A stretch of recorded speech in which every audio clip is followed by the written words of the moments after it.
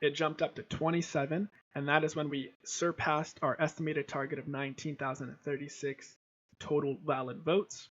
Coming into Monday, there was 18,810 votes valid in Surrey Guildford, and that should have been 19,036, not 19,039.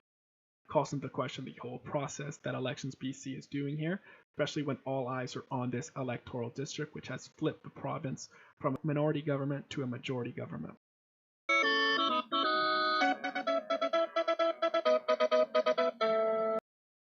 Welcome back to more BC provincial election coverage. Today was the day, absentee ballots being counted, final counts done yesterday, Juan de Fuca recount finishing today, as well as Surrey City Centre and Kelowna yesterday. In this video, I'll be discussing the closest electoral district, Guildford in Surrey. As well, I will show you hour by hour the change in votes. I'd appreciate a like on the video. It took a lot of effort to get these screenshots throughout the day today on this Monday. So this is how it stood on Saturday in Guildford. See Guildford in the middle of your screen. Throughout the entire video, we'll be focused on Guildford. The Conservatives had a 14 vote lead. However, Monday came along and a lot of votes had changed in terms of the total votes. You'll see here that the NDP had roughly 23,000 votes increase, while the Conservative Party had 12,000 votes. 9 a.m. before the absentees started being counted, the lead was reduced to 12 for the Conservatives in Guildford. And we will analyze something in particular. Elections BC posted at final count the total envelopes containing special and absentee ballots. We'll see here that there is 226. So this number is important because this is what at final count the number of special and absentees.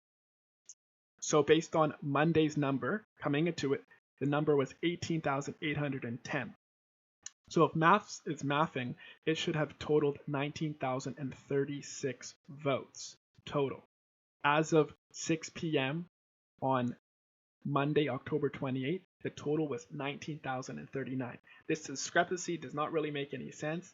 There will be a judicial recount in this electoral district given the close race.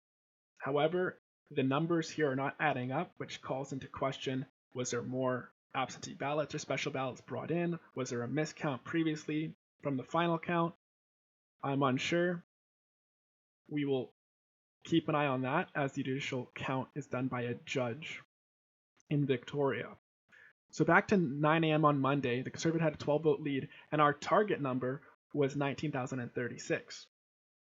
At 10 a.m., the lead was reduced to 9 votes for the Conservatives.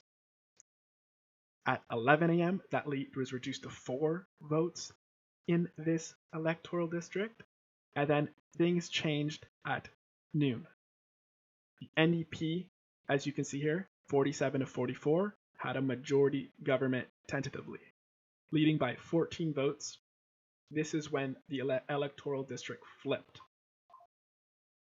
At 1 p.m., the lead was reduced to 9 for the NDP, but things changed at 2 p.m. when that doubled to 18 votes for the NDP in Surrey Guildford.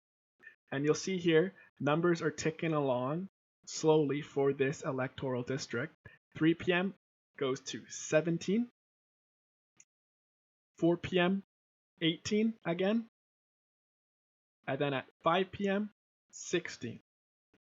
This is when I thought, okay, end of the workday, should be done here.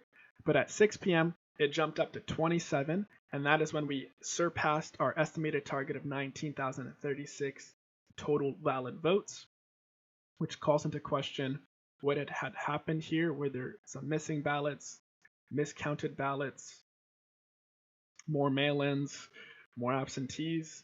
3 votes may not seem like a lot, but when the lead is only 27 votes, that matters. So the judicial recount will be very important.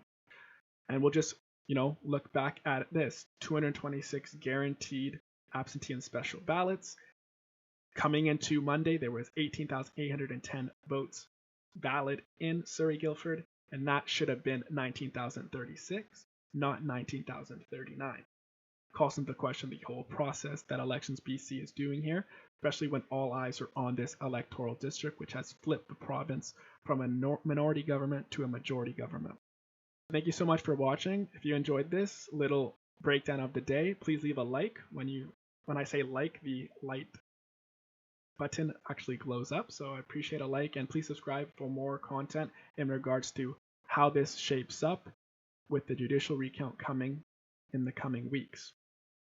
Thank you so much.